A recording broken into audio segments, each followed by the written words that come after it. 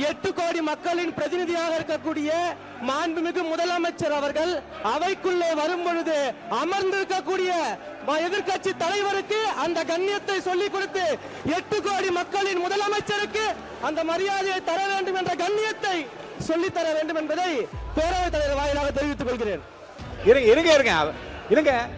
இருங்க அவர் சொன்ன கருத்தை புரிஞ்சுக்கோங்க. சிறிது நேரத்திற்கு முன்பாக பேசிய முன்னாள் முதல்வர் அவையின் மூத்தவர் அண்ணன் ஓபிஎஸ் அவர்கள் சட்டமன்றத்தின் கண்ணியம் குறித்து நமக்கெல்லாம் சொல்லிக் கொடுத்திருந்தார். உண்மையில் சம்மதம் இல்லைங்க.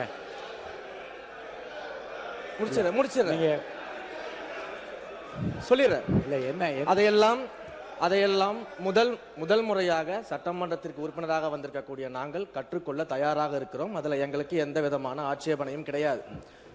அதே சமயத்தில் அண்ணா சொன்ன கடமை கண்ணியம் கட்டுப்பாடு என்பதையே தன்னுடைய மூச்சாக வைத்திருக்கக்கூடிய மாண்புமிகு முதல்வர் அவர்களும் அதற்கான கருத்தை இப்போது தெரிவித்து விட்டார். அண்ணன் அவர்களுக்கு சட்டமன்றத்தின் முதல் முறை உறுப்பினராக இருக்கக்கூடிய நான் ஒரு சிறிய வேண்டுகோளையும் வைத்துக் கொள்றேன். இந்த நேரத்தில் எப்படி கண்ணியம் குறித்து அண்ணன் எங்களுக்கு எல்லாருக்கும் சொன்னாரோ அதே போல தங்கள் கட்சியினுடைய மாண்புமிகு எதிர்க்கட்சி தலைவருக்கும் சிறிதளவு அதை நீங்கள் சொல்லிக் கொடுக்க வேண்டும் அப்படின்னு நான் கேட்டேன். ஏன் அப்படின்னா ஏன்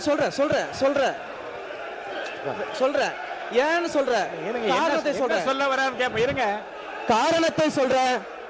8 கோடி மக்களின் பிரதிநிதியாக இருக்கக்கூடிய மாண்புமிகு முதலமைச்சர் அவர்கள் அவைக்குள்ளே வரும் பொழுது அமர்ந்திருக்கக்கூடிய எதிர்க்கட்சி தலைவருக்கு அந்த கண்ணியத்தை சொல்லிக் கொடுத்து 8 கோடி மக்களின் முதலமைச்சருக்கு அந்த மரியாதையை தர வேண்டும் என்ற கண்ணியத்தை சொல்லித்தர வேண்டும் என்பதை பேரவைத் தலைவர் வாயிலாக தெரிவித்துக் கொள்கிறேன்.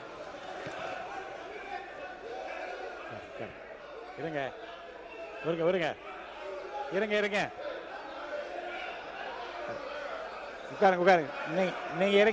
வாங்க. யாராவது ஒருத்தர் பேசுங்க. நீங்க பேசுங்களா? அவர் யாராவது ஒருத்தர் உட்காருங்க. யாராவது ஒருத்தர் இல்ல எல்லாரும் நீங்க எல்லாரும் நீங்க பேசுறதா வெளியில போய் பேசலாம். இங்க இருக்கவங்க யாராவது ஒருத்தர் பேசுங்க. யாராவது ஒருத்தர் இருங்க. ஒருத்தர் பேசுங்க. ஒருத்தர் உட்காருங்க. அவர் சொன்ன நீங்கள் அனைவரும் இருங்க. அவர் பேசுவதற்கு முன்பாகவே பேசுறது.